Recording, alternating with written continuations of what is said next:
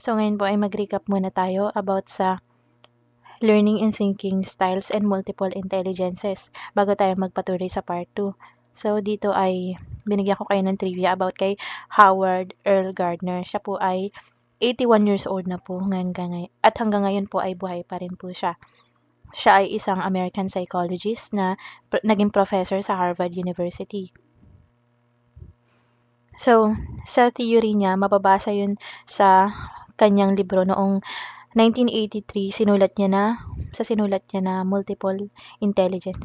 So, dito sa kanyang libro noong 1983, sa pinangamagatang Frames of Mind, The Theory of Multiple Intelligences. Dito, sabi niya sa teorya, hindi lang daw logical yung makakapagsabi na tayo ay matalino. Meron ding iba't ibang intelligences kagaya ng musical, interpersonal, spatial, visual, and ng linguistics. So, ito yung pinakita ko sa inyo last time na yung mga iba pa niyang projects, iba niyang awards. Kung mapapansin nyo, halos about sa mga education, 'di ba? Na mga kung paano natin maintindihan kung paano natututo ang mga bata. So dito sa learning and thinking styles, meron tayong sensory preferences at global analytic continuum. So dito sa sensory preferences, merong visual, auditory, at kinesthetic. Dito naman sa global analytic continuum, yun ay merong global at analytical. So, dito sa sensory preferences, yun nga yung tatlo, yung visual, auditory, at saka tactile or kinesthetic learner. So, dito sa visual learner, ito yung mga, kagaya ng sinabi ko last time, ito yung mga mas natututo kapag merong illustrations. Hindi lang basta words, kasi hindi sila natututo kapag puro words lang yung nababasa nila, o kaya numbers lang yung inaaral nila. Mas naiintindihan nila kapag may mga visual representation. Kagaya sa math, kailangan merong mga shapes diyan para tapos yun yung representation para makapag-compute ng maayos ang isang bata. Sa halimbawa sa libro, mas gusto nila yung may illustration para mas naiintindihan nila yung flow ng istorya. Dito naman sa auditory learner, sila yung mga mas natututo kapag naririnig nila yung impormasyon. Kagaya kapag nagbabasa ako ng libro, mas gusto ko yung naka-text to speech siya. Halimbawa, para kahit nakapikit ako, natututo pa rin ako, nasusundan ko yung sinasabi sa libro, 'di ba? Pwede rin ang auditory learner ay yung mga talkers. Halimbawa, mas natututo daw tayo kapag yung nasagap natin o yung natutunan nating impormasyon o knowledge ay i-share din natin sa iba. So, habang sinasabi mo o kinukuwento mo yung mga knowledge na natutunan mo, nare-retain din sa'yo yung pinag-aralan mo o nare-retain sa'yo yung memories kung paano ka natuto. So, hindi lang ikaw yung natututo, pati yung pinasahan mo ng impormasyon. So, dito naman sa tactile kinesthetic learner, ito yung mga doer and mover. So, sila yung mas natututo kapag ginagamit nila yung bodily functions nila. So, sila yung kadalasan na magaling sa PE, sa mga physical activities, sa calisthenics. Sila yung kapag skilled na talaga sila yung mga professional dancers, athletes, acrobats, gymnasts. Yan. So, dito naman sa global analytic continuum, meron dalawa na isang analytic at isang global thinker. Dito naman sa analytic, sila yung mga tracers na tinatawag. Gaya nung nabanggit ko nung nakaraan, sila yung mas parang in a metaphoric way, sila yung nasa loob ng ng gubat. Mas nakikita daw nila ang gubat, mas nalalaman nilang gubat yung kapag nasa loob sila ng forest. Mas gusto nila yung step by step approach, kaya ng step 1, step 2, and so on and so forth, or yung mga sequential or linear approach. Kasi yung pagkakasunod-sunod, dapat sunod-sunod yung ano niya, steps niya, in order, dapat in order, para mas natututo siya. Yun yung mga gusto niyang ano, flow, kung para siya matuto. Hindi yung kalat-kalat na impormasyon. Gusto niya nasa ayos, organized, ganyan. Dito naman sa global thinker, sila naman yung mga forest seers, o kaya yung in a metaphorical perspective, sila yung nasa labas daw ng forest. Mas nakikita daw nila yung kabuuan ng forest. So, mas naiintindihan daw nila yung ano, yung halimbawa, yung pinapahiwatig ng isang forest. Unlike kapag nasa loob ka, yung paligid lang at yung itaas lang ang nakikita mo. Hindi mo daw nakikita, hindi mo daw masasabi na maintindihan mong mabuti kung nandun ka lang sa ano, sa pinakaloob. Lumabas ka din. Tingnan mo siya as a whole. Mas maiintindihan mo siya. So, yun daw yung mga global thinker. Mas gusto nila yung big picture first over ano, mga linear approach or mga ano, step 1, step 2, mga ganyan, mga sequential methods. Pinapakita dito yung mga right brainer at left brainer. So, dito daw sa left brainer, sila yung mga logical, mga analytical thinkers. Dito naman sa right, yung mga artistic, creative. So, yun. Ito yung mga mas detailed na representations or mas detailed na approach dito kung paano ine-explain yung mga left brainer or analytic thinker at saka mga right brainer or global thinker. So, hindi ko na isa-isahin dahil na paliwanag ko na to nung nakaraan. So, ano lang yan, simply kapag left brainer ka, analytic thinker, more on logical, mathematical, or analytic approach. Pag naman right brainer ka, yun yung mga mostly creative individual sila. Pero pwede ring interconnected yung dalawa. Hindi yung isang tao ay left brainer lang at yung isa naman ay right brainer lang. Pwedeng din, complementary din sila sa isa't isa. So, dito naman tayo sa theory ni Howard Gardner na multiple intelligences. So, dito, gaya ng sinabi ko nung nakaraan, in-explain ko na to nung nakaraan, i-recap ko na lang. Yung mga types niya ay linguistic, logical, mathematical, visual spatial, bodily kinesthetics, musical rhythmic, interpersonal, intrapersonal, naturalistic, and existential. So, sa linguistics, sila yung magagaling sa words, both writing and speaking. So, examples yan yung mga authors, journalists, hosts, broadcasters, public speakers. Sa logical mathematical naman, ay yung mga magagaling sila sa mga mathematical numbers, concepts, kahit mga abstract ideas when it comes to math. So, gustong-gusto nila yung mga logical and numerical patterns. So, kadalasan yung mga professions ng mga magagaling sa math ay mga scientists, physicists, mathematicians, mga ganyan. Sa visual spatial naman, yung mga mahihilig sa mga three-dimensional patterns. Ang mga kadalasan dyan, yung mga artists and architects, drawing sila ng mga three-dimensional space, mga buildings, establishments, mga ganyan, mukha-mukha ng tao na may parang 3D, kala mo ay sobrang realistic, 'di ba? Kasi nakakapag talaga sila, create ng mga 3D objects through drawings ng mga patterns. So, dito naman sa bodily kinesthetics, sila yung mga magagaling sa mga body movements, tsaka yung mag-handle ng mga objects in a skillful manner. So, sila yung mga magagaling sumayaw, mga atleta, mga gymnast, mga contortionist, yan, mga bodily kinesthetic intelligent yan. So, dito naman sa musical rhythmic, ito yung mga magagaling mag-compose, magagaling kumanta in may rhythm, may tempo, 'di ba? Sila yung mga singers, musicians, composers, 'yan.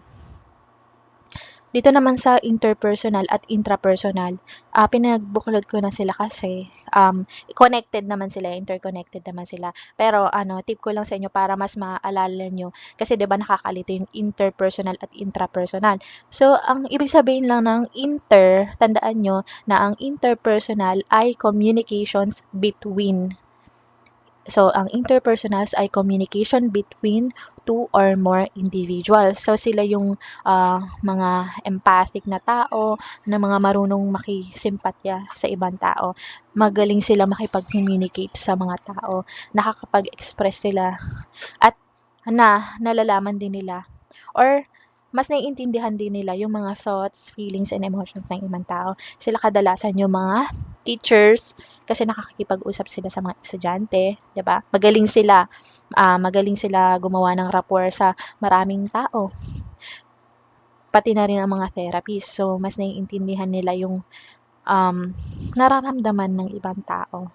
Na ilalagay nila ang sarili nila sa shoes ng ibang tao. So, dito naman sa intrapersonal, ito yung communications within. So, ang intrapersonals ay communication within one's self or communications within ourselves, within our own thoughts, own feelings, and own emotions. So, magaling daw yung mga may interpersonal intelligence sa yung niya, kayang-kaya niya self-assessment, self-reflect, sila yung mga alam na alam nila yung kilala na nila yung sarili nila, alam nila na kung kailan sila galit, kung kailan sila masaya, yung yung kaya nilang i-embrace yung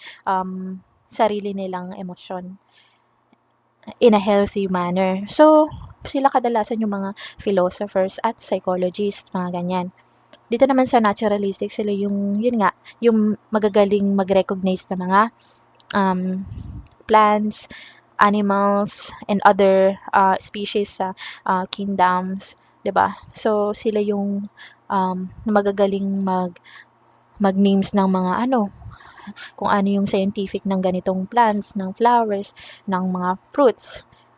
Alam nila yung mga scientific name ng mga animals, iba't ibang species, kung ano na yung mga extinct at kung ano na yung mga endangered species. So, sila kadalasan yung mga botanists and environmentalists. So, kilala nyo naman siguro ang sikat na si David Attenborough sa Nat Geo, 'di ba? At saka si Kuya Kim Atienza. So, yun yung mga examples ng naturalistic intelligence. So, dito naman sa existential intelligence, ito daw yung mga marunong or yung nakakapag-ponder ng mga deep thoughts, deep questions, mga out-of-the-box questions about human existence and what is the purpose of our life, bakit meron bang Diyos, mga ganyan, mga katanungan na kung may Diyos, bakit tayo nagsasuffer, 'di ba? Yung mga ganyang katanungan na napaponder natin paminsan-minsan, napapaisip tayo. Ito yung mga katanungan na mahirap sagutin, kaya maraming nagsasaliksik na mga professional kagaya ng mga theologians at mga philosophers. So ayan po yung mga descriptions and examples ng multiple intelligence na theory ni Howard Gardner. So, dito naman po tayo sa 9 multiple intelligences. So, dito kasama sa textbooks na reference nating ng mga reporting natin. Bale, sinort out ko lang to na yung mga sensory preference natin or yung mga learning or thinking styles ng mga students na in-incorporate ko lang siya sa multiple intelligence. So, makikita natin na pinagsama-sama ko yung mga sensory preference, global analytic continuum sa mga multiple intelligence. So sa ginawa ko dito sa visual learner, under nito yung visual spatial. So dito naman sa auditory learner, ang under naman nito ay linguistics and physical rhythmic intelligence. So dito naman sa tactile, yun yung under dito ay yung bodily kinesthetic intelligence at ang visual spatial intelligence. Kaya ako nilagay under ang tactile kinesthetic yung visual spatial kasi sa visual spatial, 'di ba, magagaling din 'yan sa mga mga sa tactile and kinesthetic kasi mag-iisip ka rin 'yan, magde-decipher, magso-solve ka rin ng mga diyan, mga puzzles, problems. So, 'di ba kapag nagso-solve ka ng puzzles, meron ding mga yung ginagamitan din ng bodily kinesthetics, halimbawa sa labyrinth o sa maze, sa may garden. So, hindi lang pagso-solve ng problem, hindi lang visual spatial, kundi gagamitan mo rin ng body movements kasi pupunta ka diyan sa kung saan-saan. So, mga ganun. O kaya ginagamit din to sa mga sa army, ganyan. So, dito naman sa analytic thinker, ang under niya ay yung logical mathematical. So, obvious naman na ang mga logical mathematical intelligent ay mga analytic thinker. Dito naman sa global thinker ay yung see big picture first, yung mga natututo as yung kapag holistic approach. So, dito under niya ay interpersonal, intrapersonal, naturalistic at existential. So, makikita niyo naman na very obvious naman yung pagkaka-sort out. So, ginawa ko lang 'yan because gusto ko lang na meron kayong dagdag tips din 'to para mas maintindihan niyo na kung bakit magkakasama yung student diversity, multiple intelligence sa isang topic, 'di ba? So, mas magandang ma-incorporate natin sila sa isa't isa. So, dito na tayo sa teaching strategies guided by thinking or learning styles and multiple intelligences. So, dito sa mga teaching strategies, sabi daw ay gumamit ng mga diverse questions to stimulate thinking. So, para mas ma-challenge sila na mag-isip, magtanong daw tayo ng mga kakaibang tanong para yung magkaroon ng spark din sa mga brains ng bawat individual. So, ano 'yon, may mga examples ako na i-she-share sa inyo kagaya ng mga magtanong kayo ng mga open-ended questions kagaya ng yung sabihin niyo, ano yung natutunan niyo sa nakaraang lessons, ganyan. O ano yung natutunan niyo sa nakaraang pandemic, ganyan. Mga open-ended questions 'yan. So, puwede ring yung mga um, iba pang tanong kagaya ng, ano mas gusto niyo, money or time? Yung mga ganyang tanong na nagsisimula sa mga debate, argumento. Maganda 'yan para makita nyo as a teacher kung paano mag-isip ang mga estudyante. So, bibigyan niyo sila ng pagpipilian. Kung pera, dito naman ay oras. So, magbibigay sila ng mga kanya-kanyang puntos or kanya-kanyang ideya or kanya-kanyang sagot para tapos magmi-meet kayo halfway kung ano yung mga natutunan nyo as a teacher um, sa mga sinasabi o mga sagot ng mga bata. And also, ang mga estudyante rin mismo, nakakapag-come up sila sa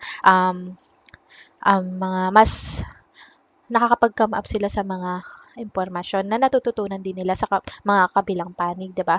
So nagka-clash, although nagka-clash sila, natututo rin sila pare-pareho.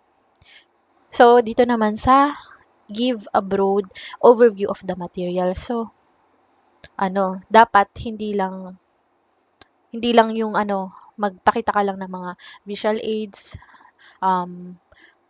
pabasa mo lang sa kanila yung slides, hindi ano, bukod dun dapat meron ka rin ano, dapat ma-master mo rin yung topic mo, eh. Kasi kapag na-master mo yung topic mo, hindi mo lang siya babasahin lang tapos ano, papabasa mo sa mga estudyante. Hindi, nakakapag-ano ka rin, dapat nakakapag-add ka rin ng ano, sarili mong insights o nakakapag-elaborate ka, base doon sa mga topic na na pinag-aaralan niyo. So, hindi lang basta isang reference lang. So, dapat marami ka ring mga references para, um, mapagtimbang-timbang mo itong mga impormasyon na ito bago mo, makapag-come up ka sa ano, sa, iba pang ideas, 'di ba? Mas maganda yung marami kang references at para mas marami kang mai-she-share sa klase. So, maganda rin na makipag-discuss ka rin sa estudyante, ano, i-promote mo yung ano, interaction between, students and teachers. So, maganda rin na makikita mo rin kung ano yung insights nila sa, mga current topics niyo. So, number 3 ay allow time for processing. So, hindi lang yung ano, basta 'pag tinanong mo, ano, pasasagutin mo na agad. Kailangan, ano muna, namnamin muna bawat, tanong, bawat topic. Tapos saka mo sila bigyan ng mga, another sets of questions. Also, um, hindi yung pagkatapos ng, topic ay bigla mo na sila, "Sige, exam na agad," or ano, "Quiz na agad."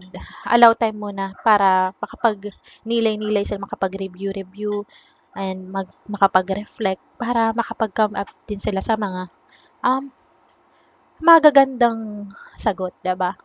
Hindi yung parang pressure mo na sila agad. So, maganda yung ano, dina-digest muna.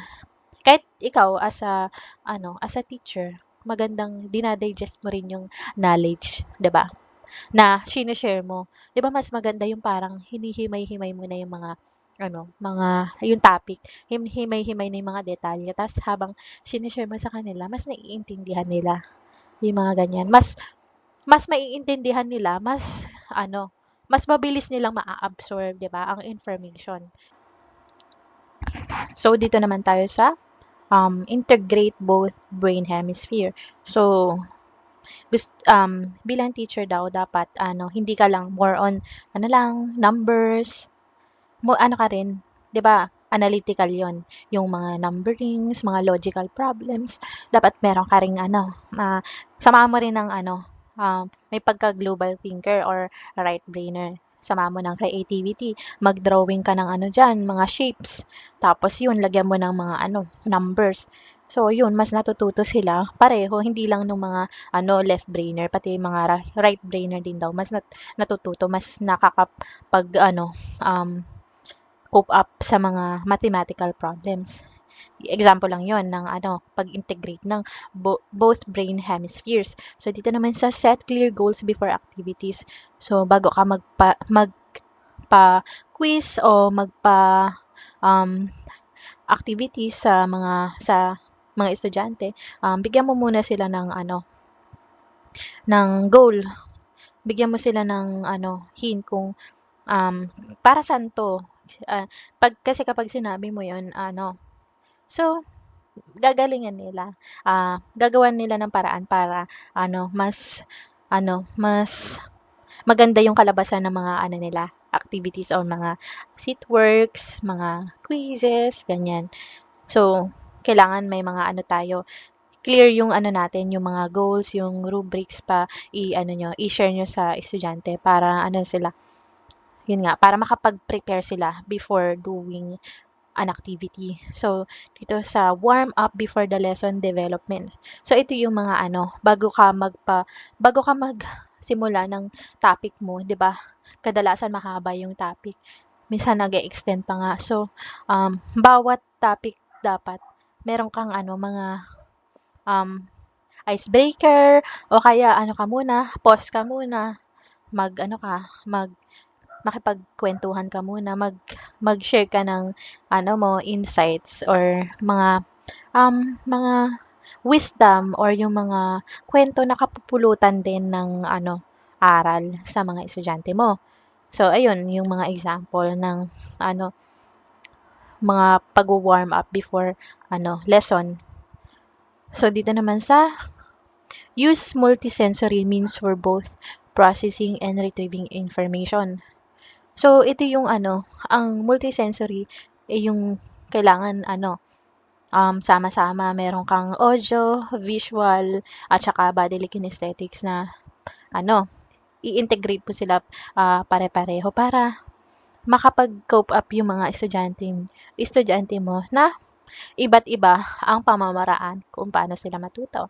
Meron diyang mga visual learner, auditory learner, bodily kinesthetic learner. So, kailangan yung mga mga impormasyong binibigay sa kanila, kailangan iba-iba din yung approach, iba-iba yung methods kasi yun nga, hindi siya one size fits all na information. Hindi siya one size fits all na learning. So, dito naman sabi, gumamit ka daw ng variety of review and reflection strategies. So, ang mga ibig sabihin niyan, yung gumamit ka daw ng mga iba't ibang methods na makakapag para enforce na mga ng learning sa mga estudyante mo. Diba, iba-iba yung approach. Kaya na sinabi ko kanina. So, ito daw, yung mga examples, gumamit kayo ng mind mapping. Halimbawa, yung mga information, ilagay mo siya sa table, nakatabulate yung mga information, nakahilera. Ito, hiwa-hiwalay. Ito yung, niya, halimbawa yung, tawag dito, yung tawag, yung mga terminologies, then dito, description, then dito naman yung mga examples, mga ganyan. O kaya sa mga, mind maps, yung mga, tawag dito, chart, yung may mga boxes and lines. So, yun, mag-drawing ka rin ng mga ganun. Para, halimbawa, yung mga, sequential yung, yung information na sinasabi mo, maglagay ka ng mga, ganun, mga mind maps. Tsaka pwede ka rin magpagawa ng mga journal sa mga bata para mas natututo sila na magsulat sila ng i-express nila through writings yung yung gusto nilang i-express, even thoughts, emotions, or feelings. Yan, pwede rin yung mga yung peer review na tinatawag o yung hayaan mo silang makipag-collaborate sa mga iba-iba nilang kaklase, makipag-brainstorm, ganyan. Mas natututo rin sila kapag ganyan yung nag-aaral sila by group, yung mga ganyan, group review, ganyan. Mas natututo sila. Halimbawa, yung isa nagtatanong tapos sasagutin naman ng iba. So, ganun. So, pwede rin yung mga magpaano ka rin, yung assessment or magpa-reflection ka rin sa mga bata. So, paggawan mo sila ng assignment about sa reflection kung ano yung natutunan nila sa nakaraang lesson. So, ganun.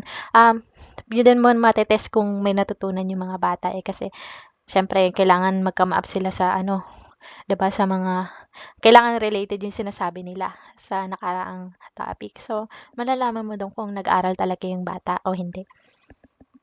So, dito naman sa use descriptive feedback rather than simply phrasing. Ito yung sinasabi na ito yung halimbawa yung example ko dito ay si Ma'am Pardines. Nung nagre-report kami, napansin ko na after matapos ng isang reporter, nagbibigay agad siya ng feedback at ang nagustuhan ko dito yung descriptive yung feedback niya, hindi lang sinabi, "Very good ka diyan, very good ka dito sa ganito." Excellent. Ang sinasabi niya, very good, ang galing ng slides na ang galing ng pagkakagawa ng slides. Mas naiintindihan kasi hindi siya crowded. Tapos gusto ko yung yung pagde-deliver mo. Very good ka doon kasi ang ganda ng mo, way of delivery ng topic, 'di ba? So, mga ganyang example. So, ginagamitan ng hindi lang yung basta phrasing, very good, ganyan. Meron ding may rin, explanation kung bakit ka very good. Dinescribe din, 'di ba? Kung ano yung ginawa mo, kung bakit ka very good. So, ganun. So, ganun yung example. So, dito na tayo sa learners with disabilities or kung tawagin ay exceptionalities. So, pareho lang ng ibig sabihin nun. Ibig sabihin niyan, kagaya ng mga representation natin dito sa slide, yun yung mga estudyante na merong mga um, mental or physical impairments, tinatawag.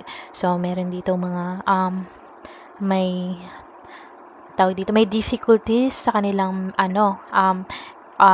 basic psychological aspects. Kagaya ng reading, difficulties in reading, writing, or communication. Meron ding mga physical impairments kagaya ng deaf, blind, mute, and also mga yung paralyzed yung kalahati ng katawan nila. Pwedeng dahil sa palsy, ganyan, or nabalian. So, dito tayo sa categories of exceptionalities. So, dito meron tinatawag na specific cognitive or academic difficulties. So, under niyan, merong learning disabilities. So, sa tingin ko naman narinig niyo na yung salitang dyscalculia, dyslexia, at dysgraphia. I-explain lang natin ulit para sa benefits of others na hindi nila alam kung ano ito. So, ito yung mga dyslexia. Ang ibig sabihin nun, ito yung difficulty ng isang bata or tao sa pagbabasa. So, yung binabasa niya, sa perception niya, siya, rumble-rumble. So, hirap talaga siyang basahin o mag-compute ng mga numerical problems. So, yung mga numbers yan, pwedeng sa paningin niya ay bali-baligtad or rumble-rumble. Parang doodle lang sa kanya. Sa mga words naman or sentences, parang hirap din siyang intindihan. Ano yung nakasulat, hindi ko maintindihan yun. Bakit yung parang may mga spaghetti dyan na buhol-buhol. Parang ganun yung nakikita nila. So, dito naman sa dyscalculia, sila yung specifically sa mga math operations, sa mga mathematical problems, o yung tinatawag na math anxiety. So, meron akong example dito. Meron akong article na sinulat noong 2017 about sa math anxiety dahil ako mismo sa sarili ko meron akong anxiety sa math.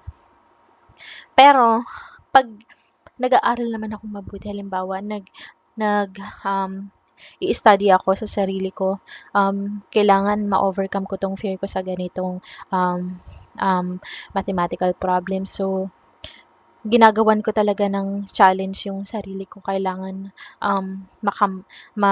ma-overcome ko 'to, kailangan 'wag ako matakot sa mga numbers, kayang-kaya ko 'yan. So, gano'n kasi yung psychology pala ay puro math din siya. So, yun yung dun din sa psychology program, dun din ko rin naharap yung yung kinatatakutan. So, in order to face my fear, so kailangan ko talagang may bala bago ko sumugod sa laban. So, nag-aaral ako before mag-lesson yung teachers. So, bago yun, halimbawa, month before na matapik ito, inaral ko na. So, then, after ng lessons, nagfa-further pa rin ako study. So, hindi nagtatapos sa advanced study, pa rin ako after ng lesson. Sige pa rin, para mas maintindihan ko. So ayun. So, going back sa article na sinulat ko noon about sa math anxiety, sabi sa research na ito yung mga studies na kinalap ko para makapagbuo ng article about sa math anxiety.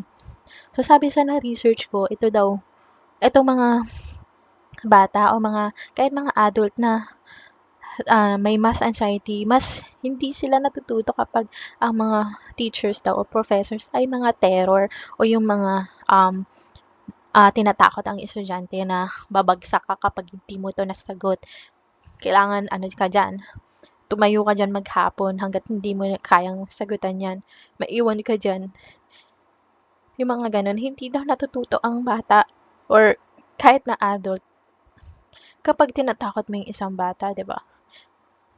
So, mas natututo daw ang bata kapag ano, kapag yung, um, hinaharap mo talaga, parang focus ka sa tuturo sa isang bata. Meron kang iba't ibang methods. Huwag mo siyang takutin, meron kang mga ano, kailangan unawain mo. Alam mo namang takot tapos tatakutin mo pa, 'di ba? Alam mo namang ayaw ng bata ng ano, mga numbers, math problems, tapos 'di ba, tatakutin pa ba? Paano sila matututo, 'di ba? Na hindi sila mag-ano diyan, maghawak ng ballpen o lapis kapag lalong tinatakot, 'di ba? Iyak lang sila diyan kahit maghapon mo silang patayuin. Ike-questionin nila yung sarili nila, bakit nangyayari 'to sa akin, 'di ba? Magse-self-pity sila. So, ang kailangan talaga ay yung ano, intensive yung ano, yung mga methods na ano, na para matutunan sila. Puwedeng gumamit ka ng mga iba't ibang materials, hindi lang numbers yung ano mo, isulat sa board. Gumamit ka rin ng mga iba't ibang ano, halimbawa may mga blocks diyan or mga, shapes na laruan na puwede mong gamitin 'yan to represent numbers, graphs, mga ganyan. Gumamit ka ng mga ano, iba't ibang mga creative na ano, baka mas matuto sila dun, 'di ba? Kagaya nung meron movie na yun nga, dyslexic yung bata. Hindi ko alam kung dyslexic o meron din siyang dyscalculia. So, ano siya, hirap din siya talaga sa mga numbers and letters, and then pero sobrang ano pala niya, skillful sa pagpe-painting so ano siya, bata pa lang artist na talaga, artistic siya. Napakagaling niya sa mga ano, abstract paintings, mga ano, paintings about sa mga ano, tao, environment. Ang gagaling talaga ng mga drawing niya. So, magandang pelikula yun para to spread awareness na ano, merong yung mga ganitong ano, estudyante na nakakaranas ng um, disabilities when it comes to basic psychological concepts, ay meron din palang itinatagong mga ano, artistics or mga skills or talento even in arts, music, science, math, or even in ano, history. So, ayun. So, meron pang isa, yung dysgraphia. Sila naman yung mga hirap na hirap ano, i-convey into writings yung mga emotions nila, iniisip nila, and yung mga feelings nila, nararamdaman nila. So, ayun, hirap na hirap sila kahit kapag nagsusulat sila, yung handwriting nila bali-baliko, 'di ba, hindi nila kayang ano, yun hirap, yun yung mga difficulties na nararanasan nila. Kahit sa spelling, 'di ba, sobrang kailangan yung spelling mo o kahit hindi naman masyadong tama, kahit isang letra lang yung ano, yung yung mali mo, eh, kung pareho lang naman ng pronunciation, ano pa rin, forgiven yun, 'di ba? Easily kaya nating i-forgive. Pero yung ano, kagaya dito na hirap talaga kahit yung spelling, simple spelling, hindi talaga nila kayang ano, isulat. Kahit din sa grammars, mahirap din sila bumuo ng mga grammar. Even ano, kahit naman hindi correct yung grammar mo, kahit ano kahit konti lang yung mali, at least nakabuo ka pa rin ng thoughts mo. Pero yung ito talaga, yung hirap na hirap talaga nun, hindi nila alam kung saan ilalagay yung ano, subject, verb agreements, yung mga ganyan, 'di ba? So, ayun yung ano, yung difficulty ng bata o tao na may dysgraphia. So, dito naman tayo sa ADHD or Attention Deficit Hyperactivity Disorder. So, ito yung mga ano, bata na hirap sila sa pag-focus, hirap na hirap sila sa ano, pagpila. Sila yung mga ano, kumbaga sa pila kailangan straight line ka lang, eh. Hindi, sila ano, maya-maya nandun na sila sa dulo, papalit-palit sila ng pila, pasingit-singit sila, tapos sigsag, mamaya sigsag na yung pila, 'di ba? Sila yung hindi talaga sila mapirmi sa isang lugar. Ano rin sila, 'pag iniwan mo dito mamaya nandoon na siya, nagkakalikot na ng bag ng kaklase o kaya nandun na sa ilalim ng desk niya, may kinukutkot dun, 'di ba? Yung mga gano'n hindi hindi mo na ayaw magpasaway, yung mga ganyan. Hirap na hirap talaga. Meron namang mga 'di ba, may mga paminsan-minsan may mga pasaway naman na bata na na ano naman, eh, 'di ba, nasasaway naman, eh. Yung napapagsabihan naman, eh, 'di ba, kapag wala ka ng kapag ubos na yung pasensya mo, 'di ba? Pero ito talaga yung hirap na hirap ka kahit anong iyak mo, kahit umiyak ka ng luha diyan, hindi na talaga silang magpapapigil sa kakulitan nila. Sa kadaldalan din, sobrang daldal din nila. Sila yung mga sobrang talkative na mga bata na kahit ano, kahit pagalitan mo na yung katabi niya, dadaldalin pa rin siya, sa mga gano'n. Halimbawa 'pag nagpe-pray kayo, ano, hindi ano siya, dadaldal pa rin siya. Baka mag-ano pa 'yan, mga magsalita ng mga ano, eh, sila din yung mga ano, mga nagsasalita at gumagawa ng mga bagay na hindi nila pinag-iisipan. So, isa din 'yun sa mga sintomas ng mga ADHD, yung ano, pagsasalita at ah, paggalaw at pag, um, pagpapakita ng mga ano, yung mga nonsense na mga bagay. Pero hindi lahat ng malilikot na bata makukulit or mga talkative na bata hindi ibig sabihin may ADHD na 'yun. Hindi ibig sabihin 'yun gano'n. Kailangan may mga patterns din 'to. Kailangan mga professionals din yung, mag-diagnose nito. May mga patterns ito, may mga series of assessments and interventions bago nila masabi na may ADHD ang isang bata. Meron akong ano, i-she-share sa inyo. Wala ito sa textbook, wala ito sa ano, eto yung napanood ko lang 'to dati sa mga documentaries. Na ang ano daw, na ang mga, adults na may ADHD sila nung bata pa sila, ano, tawag dito, most likely is mag-engage sila sa mga ano, criminal activities, yung mga ganyan. Sila yung kadalasang, um mag-engage sa yung mga ano, negative na ano, mga activities, magnakaw, gumawa ng iba't ibang krimen, ganyan. Meron ding sinasabi na, 2 to 3 2 to 3 times na mas marami ang mga kalalakihan kumpara sa mga kababaihan na mga nag-e-engage sa mga ganitong acts, mga nahuhuli, naba-blatter, nakukulong o nasisintensyahan. So, pero hindi dito sinasabi sa documentary na 'to. Puwede niyo ring i-research on your own. I-share ko lang na hindi naman ibig sabihin lahat ng may ADHD paglaki nila ay kriminal na sila or may ano sila or psychotic sila or serial killer sila. May possibility, pero hindi absolute.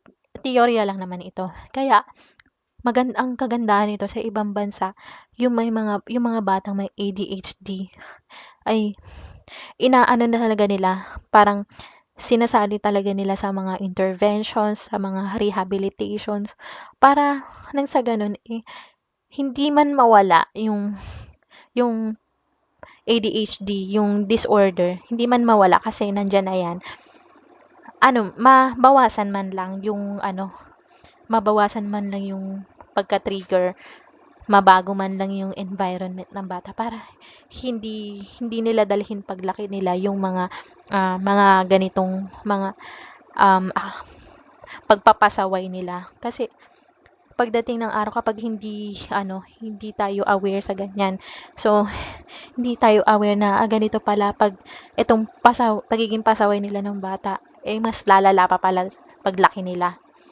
So, dapat aware tayo na ang mga kapag may na-diagnose na may ADHD sa bata, mas maganda na ilapit natin sa mga professionals or mas magandang tutukan ng pamilya, bigyan ng maayos na pamumuhay. Dapat ang mga environment siya yung walang nakaka-trigger para hindi siya lumala pagdating ng araw. So, prevention is better than cure talaga. So, ayun lang. See for yourself na lang kung ano yung tinutukoy ko na documentaries. Marami yan. It's for you to, to find out.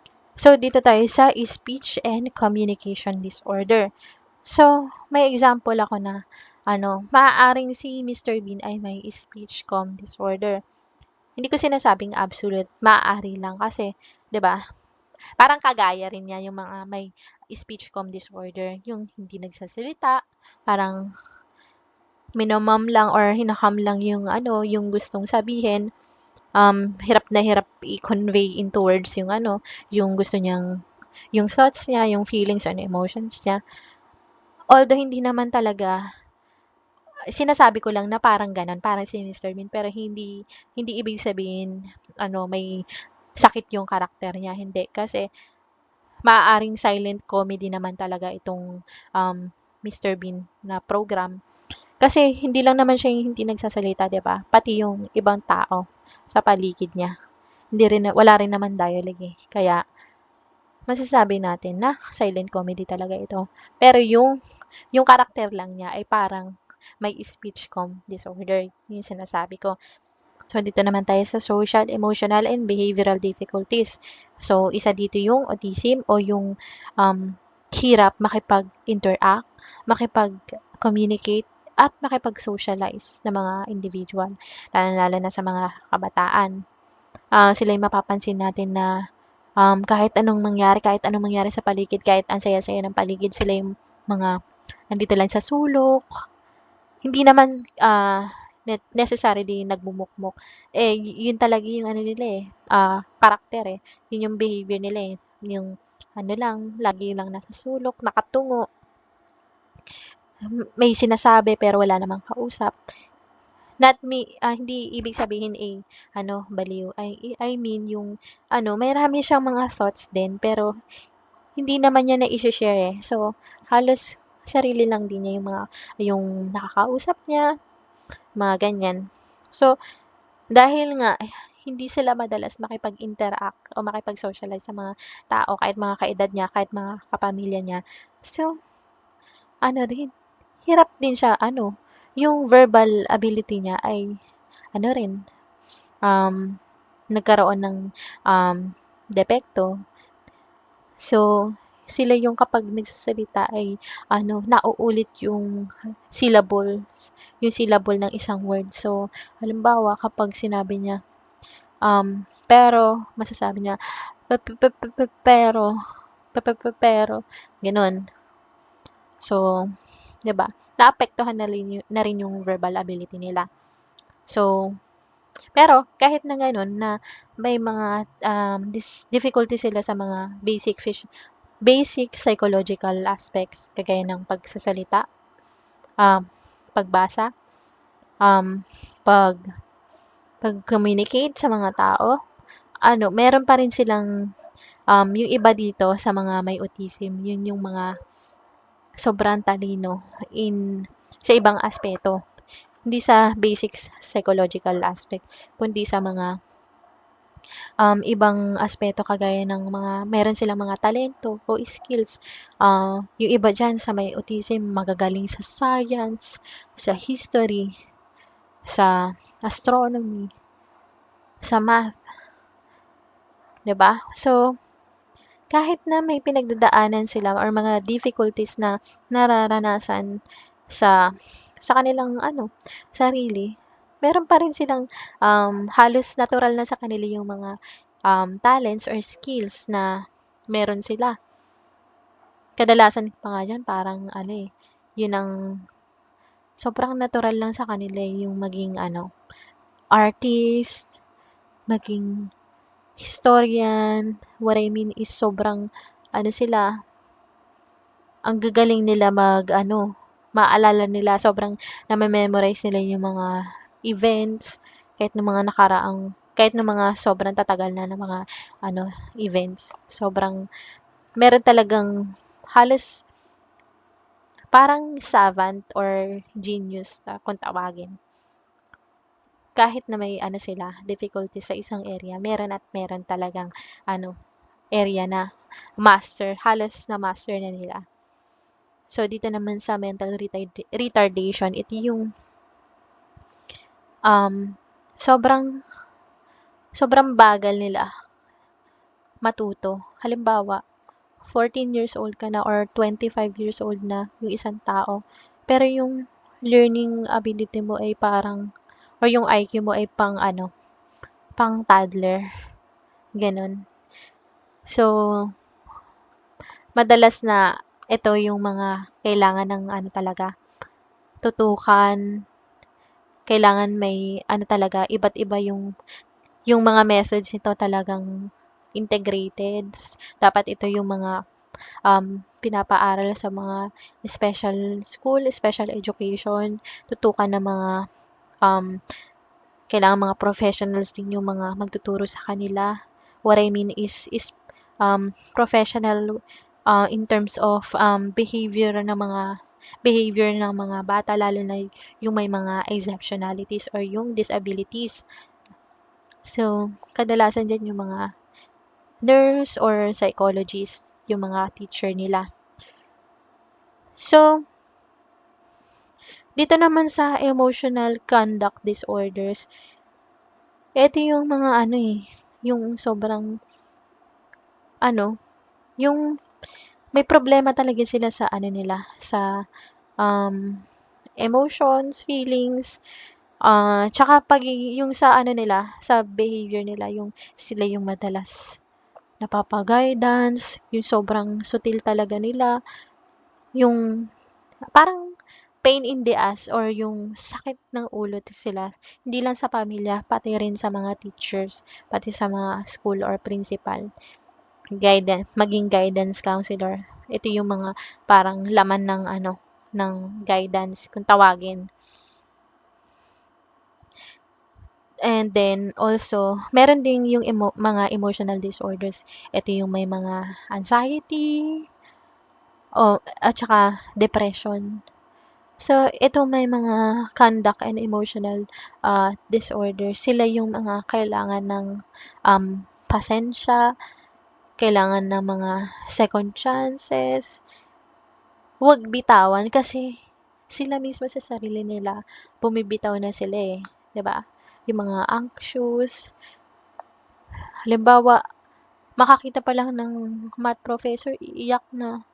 Yung mga ganyan. Yung mga depressed na kahit anong pagawa mo, parang wala nang gana sa buhay. Yung mga may misconduct behavior, sila yung kailangan bigyan mo ng maraming chances para magbago, para makagraduate. So, sila yung kailangan, sila yung mga halos, ito yung mga nane-neglect ng pamilya. Sana yung mga nila, mga professors, teachers, and school, hindi rin sila bitawan. Kasi, kung bibitawan din sila, edi halos mawawalan na rin sila ng ng purpose, or sa sarili lang nila yun, mararamdaman nila na walang pake sa kanila yung mga tao, pamilya nga nila walang pake. So, ibang tao pa kaya magkakaroon ng pakialam sa kanila, 'di ba? So, 'di ba yung laging sinasabi na saying na it takes a village to raise a child. Ibig sabihin, it doesn't take it doesn't takes it doesn't mean na lang, school lang yung nagre-raise a child, or family lang yung nagre-raise a child, or yung mga kaibigan lang. Hindi sinabing gano'n. It's not only school, it's not only a family. Lahat. It it is the whole village yung nagpapalaki daw sa isang bata. 'Di ba? Eh, totoo naman kasi kung makikita mo naman, halimbawa yung mga bata, ano rin yan, eh, namo-mold din siya hindi lang ng pamilya niya, eh, pati yung mga barkada niya. Kaya nga kailangan piliin mo mabuti yung mga barkada mo kasi naa-adapt mo rin yung ano, eh, yung mga ugali ng barkada mo. Kung masipag or kung tamad, maa-adapt mo rin yan, eh. Kung bulakbol o yung studious, yan kailangan ano, mamili ka ng peers at saka kailangan ano ka rin, suportado ka rin. Naniniwala rin sa'yo yung mga teacher mo. So, tulong-tulong tulong-tulong ang buong community para makapagpalaki ng ano, maayos, matino at matalinong bata. Ito na tayo sa physical and health impairment. So, ito gaya ng mga ano na visual representations dito sa aking slides, ito yung may mga physical impairments o mga bulag, pipi at bingi, 'di ba? Kadalasan 'di ba kapag ano ka, bingi, deaf ano ka din, mute ka rin.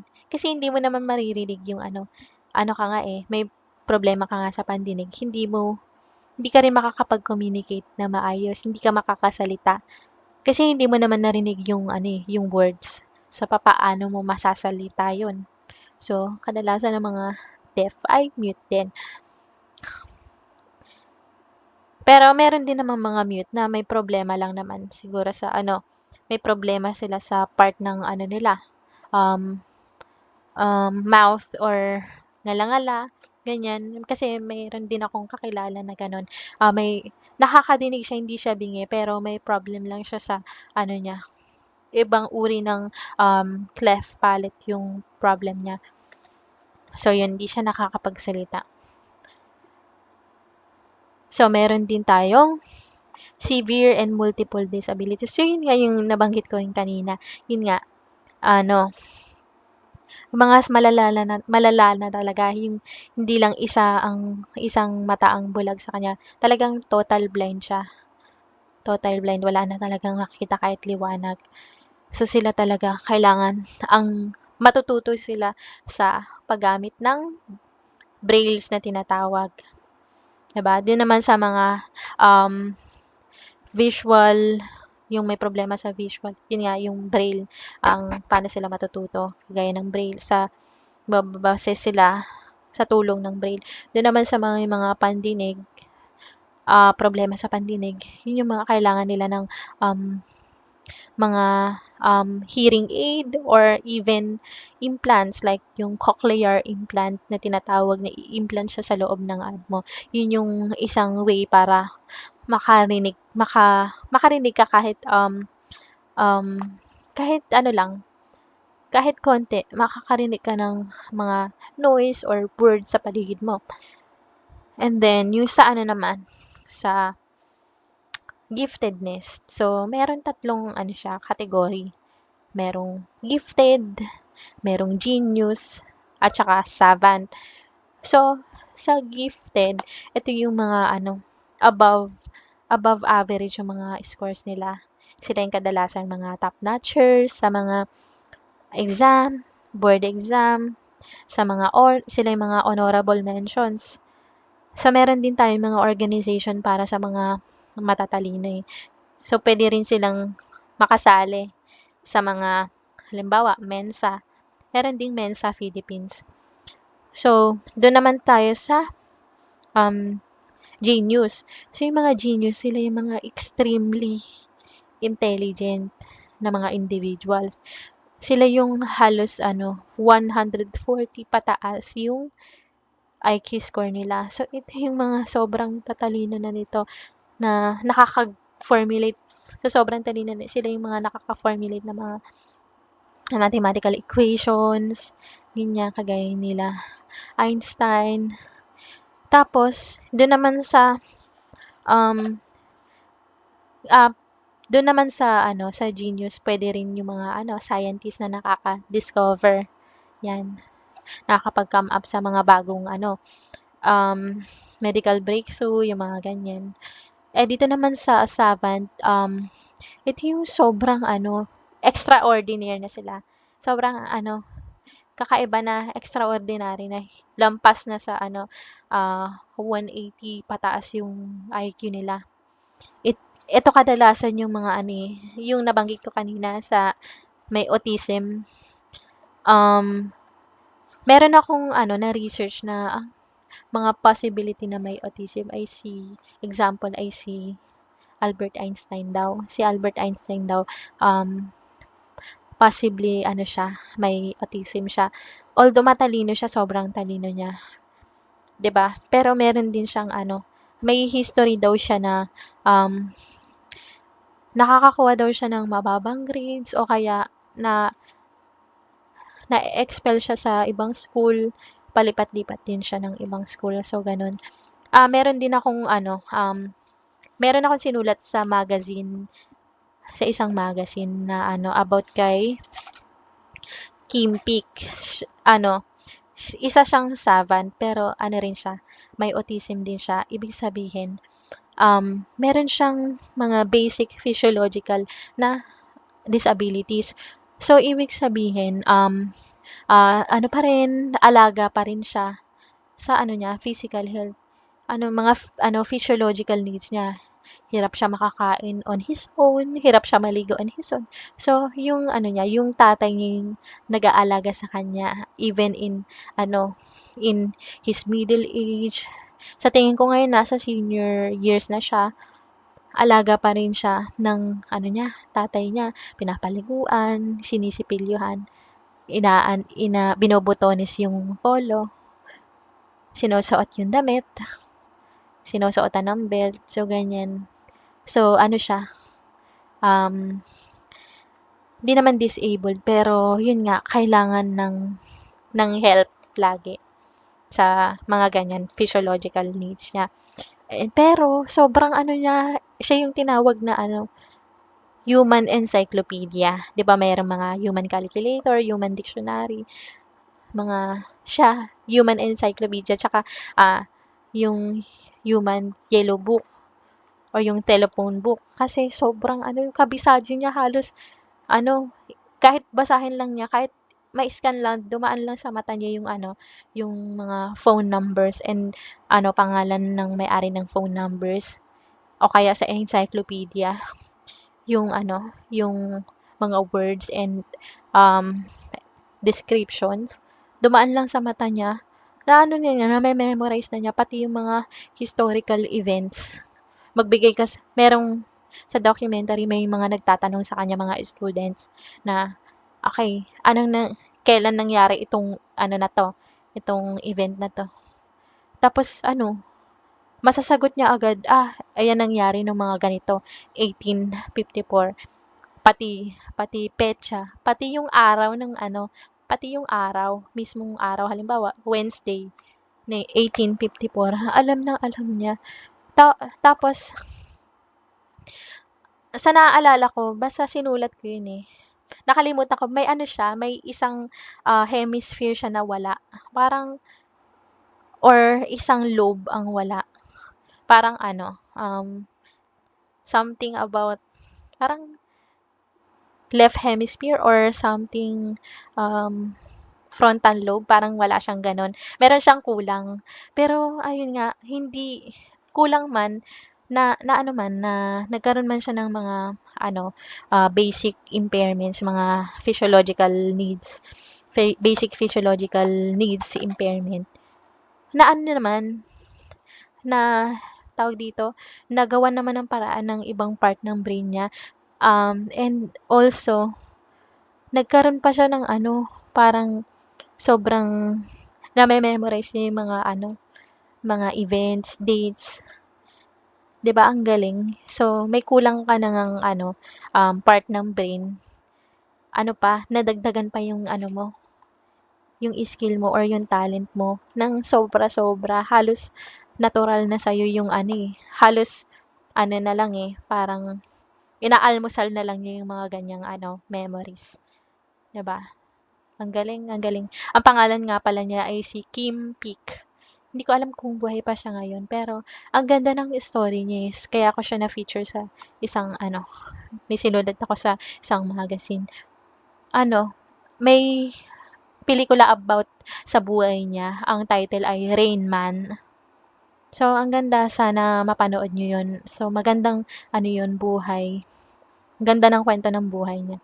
So, nakaka-inspire 'di ba na kahit meron kang pinagdadaanan, meron kang disability sa isang part ng ano mo, area, meron ka pa ring ano, nakakatuwa na, um, meron siyang talento o skill na hindi kayang gawin ng mga normal na tao or regular people or regular students, 'di ba? Kahit matatalino yung ano, 'di ba? Matatalino yung ibang tao, hindi nila kayang maarok yung ganung ano, skill, 'di ba? Ano yun eh, sobrang extraordinary skill. Parang 1 in a billion lang yung ganun. So, nakakatawa lang na kahit um, may mga ano, hindi hindi hindrance yung mga disabilities na pinagdadaanan para maging ano, successful sa buhay, para maging proud yung ano, although kahit naman may mga disabilities ang mga bata, kailangan maging proud pa rin ang parents kasi 'di ba, araw-araw nakaka-survive pa rin, 'di ba, kahit may mga problems sa mental, sa psychological, sa emotional, 'di ba? So, nakakatuwa lang. Tayo napaka-ano na, tawag dito, wala tayong problema sa ganito, ganyan, 'di ba? Nakakakita tayo, nakakabasa tayo, nakakasulat tayo, nakakapag-convey tayo ng maayos ng mga words, sentences, paragraphs, 'di ba? Nakakakanta tayo ng maayos, nakakapag-solve tayo ng math problems. Pero 'di ba, tapos iisipin pa rin natin na may kulang, ganyan, kulang tayo. Sana ano, maalala natin yung mga taong ano, meron talagang pinagdadaanan na seryosong pinagdadaanan na araw-araw pa ring ano, nagsu-survive, gumagawa ng paraan para makapag-survive sa buhay. So ayun, ang ganda nung topic ko. Sana meron kayong mga natutunan. So, sa susunod meron akong quiz na gagawin na hindi niyo sasagutan agad-agad. Sasagutan niyo 'to kapag I think next Saturday ang deadline na gagawin ko. Para ano, hindi siya sumabay sa exam natin, sa midterm natin. So, hopefully may natutunan kayo sa aking report. So, meron pa palang last slide. Ito yung ano, mga people first language o yung tinatawag na ano, dapat ito yung mga ano natin, lagi nating tandaan para ito sa ano, para rin 'to sa mga kapwa natin, individual na yung iba ay may pinagdadaanan. So, una, yung avoiding generic labels. So, ano, dapat daw iwasan daw natin yung pangungutya sa kapwa natin na ano, may pinagdadaanan o mga PWD. Huwag nating ipamukha sa kanila na ano, ano ka eh, ano ka, may sapak ka sa ulo, mga ganyan. Or, ano, autistic, acoustic ka, mga ganyan. Huwag ganun. Dapat, ano, itrato rin natin sila na parang sarili natin. Huwag natin silang tatawanan. So, dun naman sa emphasizing abilities and not limitations. So, yun nga yung kaya ng sinabi ko kanina. Ano, kahit na yung meron siyang araw-araw na pinagdadaanan sa mga physiological needs niya, hindi siya kayang ano, kumain, kailangan pa siya ng alalay para kumain, magbihis ng damit, mag-toothbrush, magsuklay. Ano, meron pa ring ipagmalaki pa rin natin na ang talino nila sa ibang aspeto, 'di ba?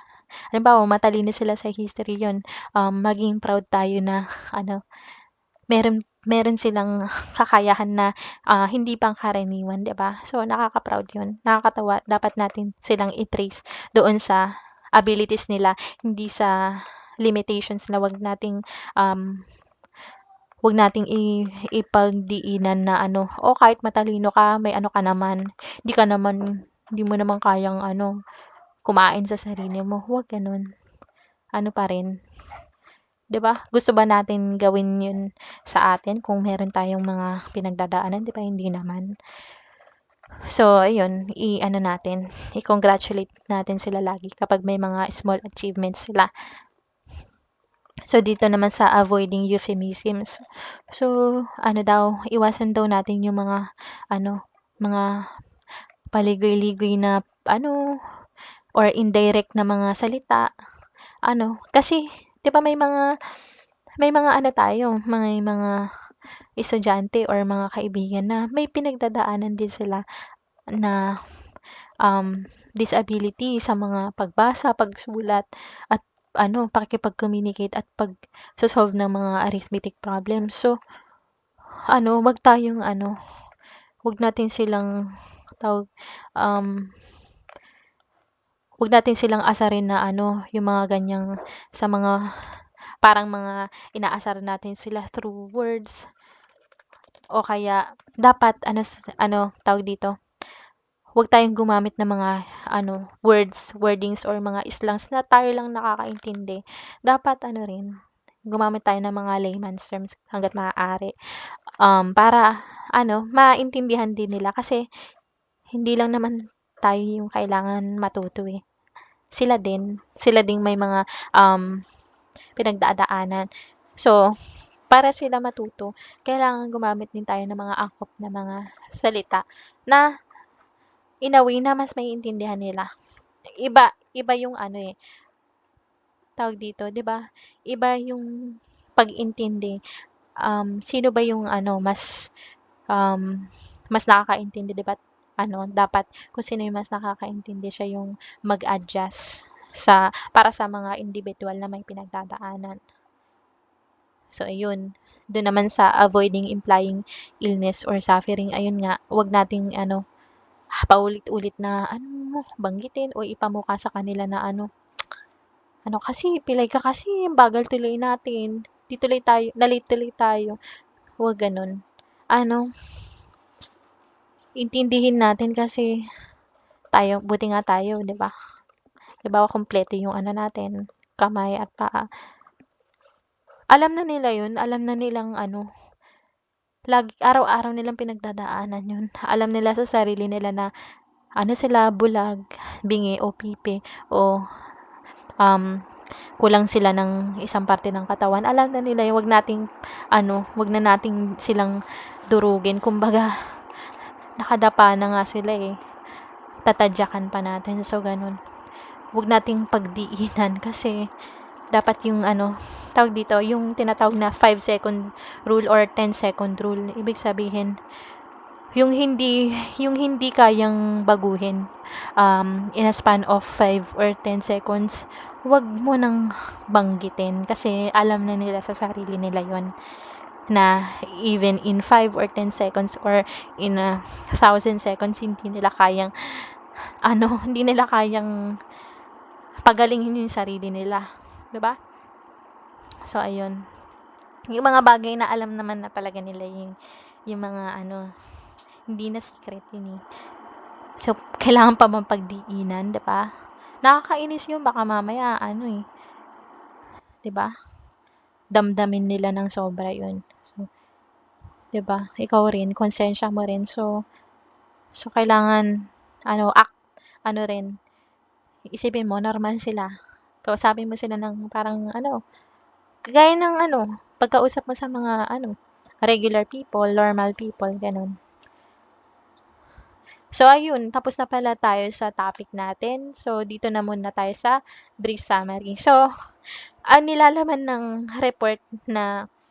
reporting namin na Lesson 3, Student Diversity, Multiple Intelligence at Students with Exceptionalities. So, overall, ito daw, theory ni Gardner na multiple intelligence ay, hina-highlight din dito yung pagkakaiba-iba ng mga estudyante.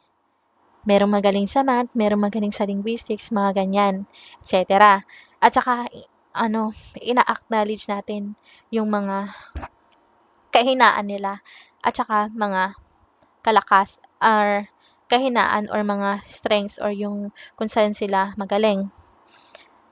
At saka, binibigyan tayo ng mga tips or strategies kung paano sila mas matututo sa mga methods na mas angkop sa pagkakaiba-iba ng pamamaraan nila kung paano matuto.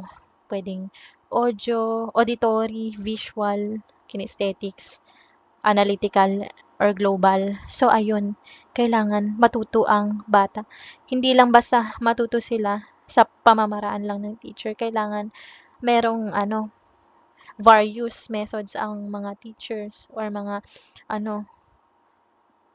professors natin na para mas matuto ang mga estudyante kasi iba-iba yung mga estudyante, hindi lang sila natututo ng ganito, numbers lang. Kailangan natututo rin sila gamit ang mga creativity, kagaya ng mga shapes, mga objects na mga iba't ibang shapes, colors, ganyan, blocks na magre-represent sa mga numerical concepts natin. So, ayun, yun yung mga isang halimbawa na mas angkop na pamamaraan upang matuto ang iba't ibang individual para mas maging epektibo yung pagtuturo o yung pagiging nila, yung kung papaano sila matuto, mas magiging epektibo, mas matututo sila sa pamamaraang angkop sa mga pangangailangan nila. So, ayun. Oh, tapos na pala. So, thank you so much sa pakikinig. Sana makatulong ito sa kahit konti para sa midterm bukas. So, thank you so much. Sana may matutunan kayo.